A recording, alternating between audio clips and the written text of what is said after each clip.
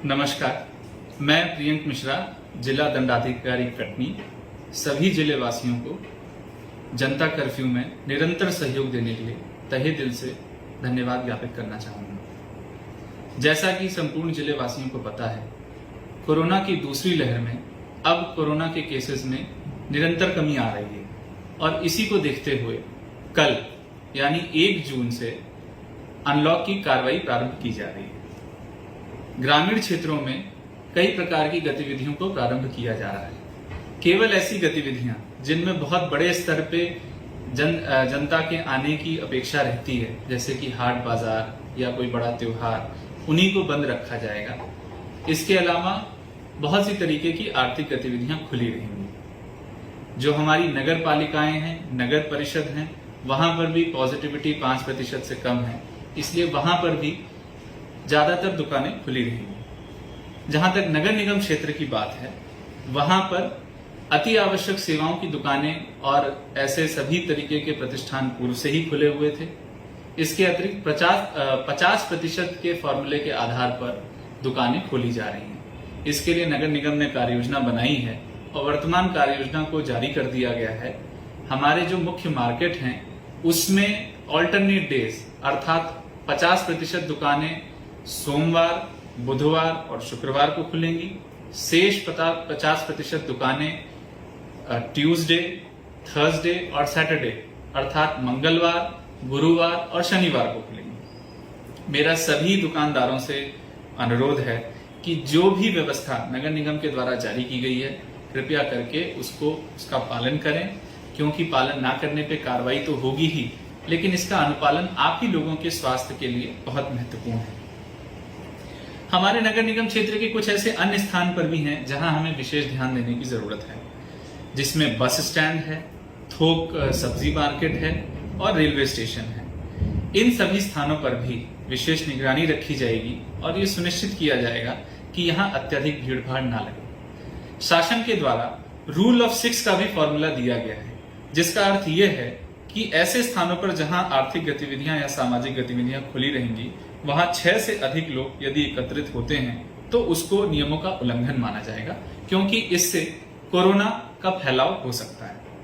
मेरा सभी से आग्रह है कि कल से जब शहर और जिले को अनलॉक किया जा रहा है और बहुत सी गतिविधियों की छूट दी जा रही है, तभी भी हमें घर से निकलते समय ये सोचना चाहिए कि क्या हमारा निकलना जरूरी है, और यदि यह महसूस किया जाए कि घर से बिना निकले काम चल सकता है, तो मेरा सभी से अनुरोध रहेगा कि घर से ना निकलें। सभी अति आवश्यक सुविधाएं पूर्व में भी हम देते ही आए हैं, चाहे वो फल हो, सब्जी हो, किराने हो। इसलिए मैं समझता हूं कि आने वाले 15 दिवसों में भी अभी हमें घर से निकलने से बचना चाहिए, क्योंकि अर्थव्यवस्था पर विपरीत प्रभाव पड़ रहा था। कई दुकानें बहुत लंबे समय से बंद थी, इसलिए दुकानों को खोलना, अर्थव्यवस्था को पुनः प्रारंभ करना आवश्यक था, इसलिए यह व्यवस्था लागू की जा रही है। किंतु भीड़ भाड़ यदि होगी, अगर कोरोना के केसेस में वृद्धि होगी, तो प्रशासन को ऐसे क्षेत्रों में कंटेनमेंट जोन बनाने पड़ेंगे और पुनः इनको बंद करना पड़ेगा। इसीलिए हम सबके हित में यही है कि हम भीड़ भाड़ से बचें। हमारी कोरोना की इस लड़ाई में हमारा सबसे बड़ा हथियार है कोविड अनुकूल व्यवहार। मास्क पहनना, सामाजिक दूरी बनाना, समय समय पे हाथ धोना, इन सभी प्रक्रियाओं को न सिर्फ हमें अपने घर के अंदर अपने परिवार वालों को समझा के उनसे करवाना है, बल्कि ऐसी गतिविधियां जिनको खोला गया है वहां पर भी हमें इसे अपनाना पड़ेगा। उदाहरण स्वरूप रेस्टोरेंट्स और होटल में जो छूट दी गई है, उस समय हमें इस बात की निगरानी रखनी पड़ेगी कि हम लोग कोविड अनुकूल व्यवहार कर रहे हैं कि नहीं। इसके लिए हमारे जो होटल्स हैं और रेस्टोरेंट्स हैं, उनका जो प्रबंधन है वो भी उत्तरदायी होगा। हमारी टीम्स भी जाके चेक करेंगी, और यदि हमें कहीं पर कोविड अनुकूल व्यवहार का उल्लंघन पाया जाता मिलता है तो हम निश्चित रूप से कार्रवाई करेंगे और ऐसे प्रतिष्ठानों को सील करने की कार्रवाई भी करेंगे। आने वाले समय में जिले में कोविड का प्रबंधन विकेंद्रीकृत किया जा रहा है। इसका अर्थ यह है कि ग्रामीण क्षेत्रों में विलेज क्राइसिस मैनेजमेंट कमेटी और ब्लॉक स्तर पे ब्लॉक क्राइसिस मैनेजमेंट कमेटी, इसी प्रकार नगरीय क्षेत्रों में ward crisis management committee Covid अनुकूल व्यवहार सुनिश्चित करेंगे। इसके अतिरिक्त यदि किसी स्थान पर अत्यधिक भीड़ लग रही होगी या शासन के द्वारा जो गाइडलाइन और धारा 144 का आदेश जारी किया जा रहा है उसका उल्लंघन पाया जाएगा, तो उसकी भी सूचना विलेज क्राइसिस मैनेजमेंट कमेटी और वार्ड क्राइसिस मैनेजमेंट कमेटी देंगे।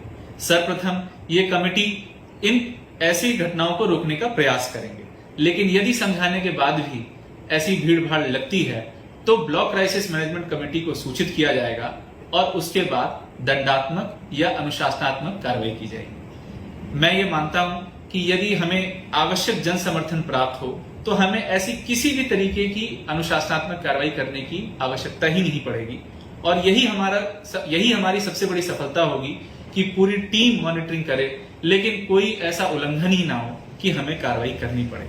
इसी आदर्श व्यवस्था में पहुंचने के लिए हम सब प्रतिबद्ध हैं और मुझे पूरी आशा है कि आप सबके सहयोग से हम इस आदर्श व्यवस्था को जल्दी से जल्दी प्राप्त कर लेंगे। बहुत बहुत धन्यवाद।